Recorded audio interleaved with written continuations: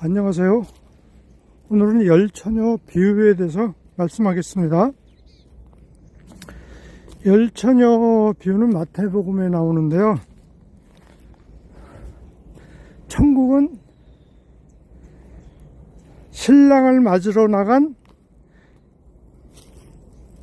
처녀와 같다 그랬습니다. 우리는 보통 천국 얘기하면은 먹을 거 많고 편안하고 좋은 집 있고 꽃이 많고 이런 것을 생각하는데, 그것은 인간의 욕심이 투영한 것이라고 볼 수 있어요. 그러니까 천국이라는 것은 내 육신의 만족과 평안과 기쁨을 주는 것이 천국이 아니라 그리스도와 하나 되는 것, 이것을 성경에서는 천국이라고 그래요. 왜냐하면 그리스도가 천국이기 때문에 그렇죠. 그래서 천국은 신랑을 맞으러 등불을 들고 나간 처녀라 이렇게 나옵니다. 처녀라는 것은 자기 안에 생명이 없다는 거죠. 그걸 분명히 알아야죠. 그러니까 내가 내 안에 우상이 있고 내 안에 남편이 있으면은 처녀가 아닌 거죠.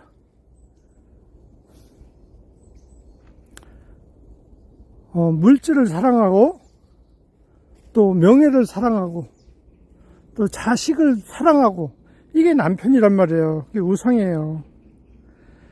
그 우상을 사랑하고 있기 때문에 내 안에 주님을 맞이할 수가 없어요. 처녀가 아닌 거죠. 우리가 주님을 맞이하려면은 모든 우상을 버려야 처녀가 될 수 있어요. 그래서 부모, 형제, 자녀, 재산, 자기 목숨, 이게 우상이에요. 그러니까 자기 목숨이라는 건 자기를 사랑하는 거죠. 자아를 사랑하는 거죠. 그러니까 이 모든 것이 우상인 걸 깨닫고 이것이 버려져야 되는 거죠. 그렇다고 해서 부모, 형제, 자녀, 재산, 이게 절연하라는 얘기가 아니라 그들을 의지하는 것, 그들한테 집착하는 것, 이거 버리라는 거죠. 그러니까 사람이 스스로 그걸 버릴 수 없어요. 하나님께서 버려지게 하실 때 그걸 내려놓으라는 거죠. 자녀가 나를 실망했어요. 자녀가 나를 실망시켰어요. 그럼 내려놓으라는 거죠, 그때. 그래서 처녀라는 것은 일단 내 안에 생명이 없다는 걸 깨닫고 주님 앞에 나오는 자를 처녀라고 하는 거예요. 거기서 보면은 5 처녀는 미련해요. 그리고 5 처녀는 슬기로워요. 둘 다 등이 있고 기름이 있었는데, 미련한 처녀는 등불이 꺼져가, 기름이 없으니까요. 근데 슬기로운 처녀는 기름이 있고 등불이 꺼지지 않아. 이 차이가 있어요. 기름이 없는 처녀는 뭘 얘기하는 거냐면은,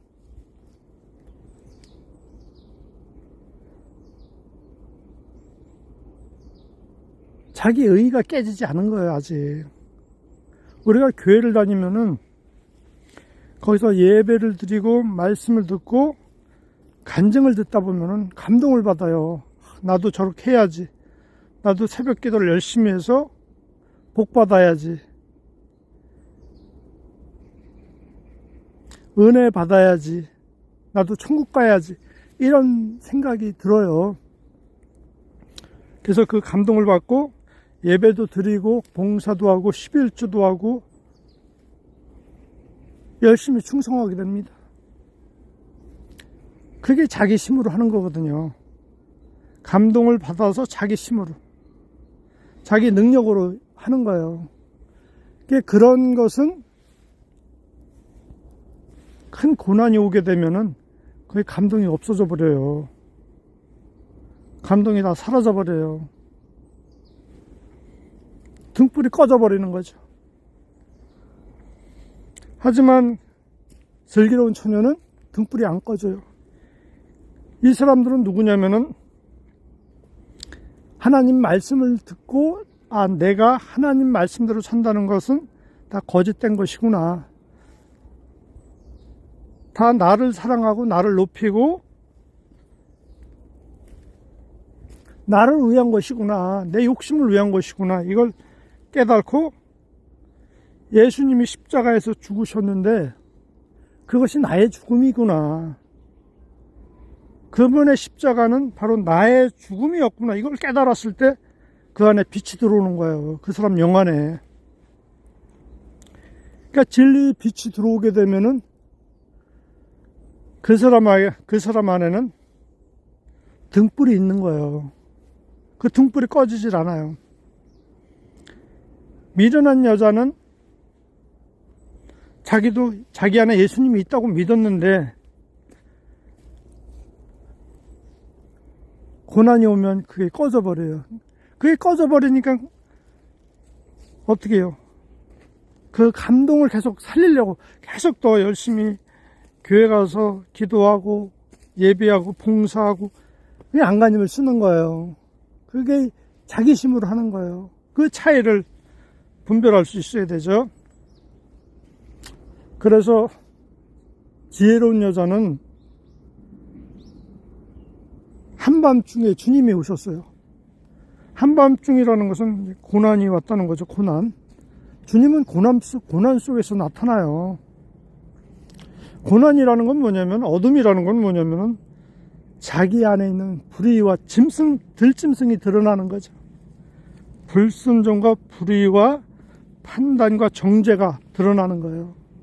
그것이 드러날 때마다 그 빛이 있기 때문에 빛이 그 들짐승을 멸해주는 거예요. 들짐승을 멸해주고 주님을 만나게 하는 거죠. 주님을 만난다는 게 무슨 말이냐면은 우리 영 안에 있는 그 빛이 마음으로 나오는 거예요. 내 마음으로. 그래서 영과 마음이 하나가 돼가는 거예요. 하나로. 그러니까 영과 마음이 하나의 지성소가 돼버리는 거죠. 하늘나라가 돼버리는 거예요. 무슨 말씀인지 이해되죠? 그게 주님을 만나는 거예요. 영과 마음이 하나가 돼가는 거예요. 그게 주님을 만나는 거예요. 그런데 이 미련한 여자는 자기 안에 등불이 없으니까, 불이 꺼져가니까 밤이 왔어요. 밤이 오니까 아무것도 못하는 거예요. 아무것도 일할 수가 없는 거예요. 그 안에 하나님이 안 계시기 때문에 일을 할 수가 없는 거예요. 아무것도 아니었구나. 아무것도 이루어진 게 없구나. 이걸 깨닫고 계속 그냥 종교 생활만 하는 거예요. 미련한 처녀가 그러잖아요. 주여 주여 문을 열어주소서. 그때 주님께서 나는 너희를 모른다 그랬잖아요. 그러니까 우리 안에 하나님의 시간이 시작돼야 돼요. 하나님의 시간은 예수 그리스도의 죽음이 나의 죽음이라는 것이 받아들여져서 내가 아무것도 아니구나. 이게 받아들여져서 내 안에 주의 빛이 들어왔을 때 그 빛이 내 안에 우상을 멸해가는 거예요. 빛이 없으면 내 안에 우상이 멸해지질 않아요. 그것이 회개죠. 회개도 내 안에 빛이 있으면 그 빛이 나를 회개할 수 있도록 이끌어주는 거죠. 주님께서는 깨어있으라 그랬습니다. 깨어있으라. 우리 안에 빛이 있어야만이 우리가 깨어서 우리 안에 있는 우상을, 선악나무를 내가 판단하고 정죄하는 것, 이것을 계속 뿌리째 뽑아주시고 없애주시는 거죠. 그게 깨어있는 거예요. 그리고 또 내 안에 빛이 없구나. 내가 그동안 내 의로 살았구나. 이걸 깨닫는 것도 깨어있는 거죠. 그것을 깨달았을 때 내가 아무것도 아니구나. 나를 높이고 나를 의롭다 여기고 내가 살아왔구나. 이걸 깨닫고 그것을 계속 내려놓는 삶, 그걸 버리는 삶, 이것도 깨어있는 거죠. 우리가 깨어있는 삶을 살아야만이 그날과 그 시가 와요. 그러니까 그날과 그 시는 뭐냐면 주님께서 내 마음속에 오셔서 내 영과 혼과 육을 온전하게 해주는 거예요. 그 온전하게 해주시는 게 주님께서 나의 머리가 돼주시는 것이 그날과 그 시예요. 내 영,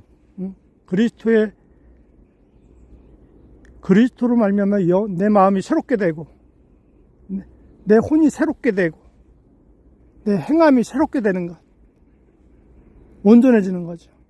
그날이 온다는 거죠. 그리스도가 머리 되는 날, 그리스도가 나의 모든 것이 되는 날이 온다는 겁니다. 마무리하겠는데요. 그러니까 지혜롭다는 것, 미련하다는 것. 그러니까 지혜로운 것은 그리스도가 내 안에 오셔서 그리스도께서 내 안에서 모든 우상과 교만과 선악을 판단하는 것, 정죄하고 미워하고 원망하는 것, 이걸 다 멸해 주시는 거예요. 깨끗게 해주는 거예요. 미련하다는 것은 내심으로 하나님의 일을 하려고 하는 거죠. 내심으로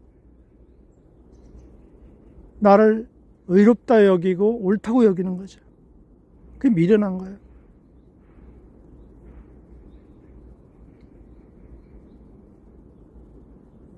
그래서 우리가 그 미련한 자에서 지혜로운 자가 돼야지 우리가 깨어있게 되고 그날과 그 시가 오는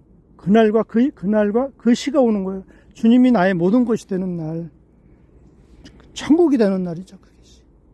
그날이 오게 되는 겁니다. 오늘 여기까지 하겠습니다.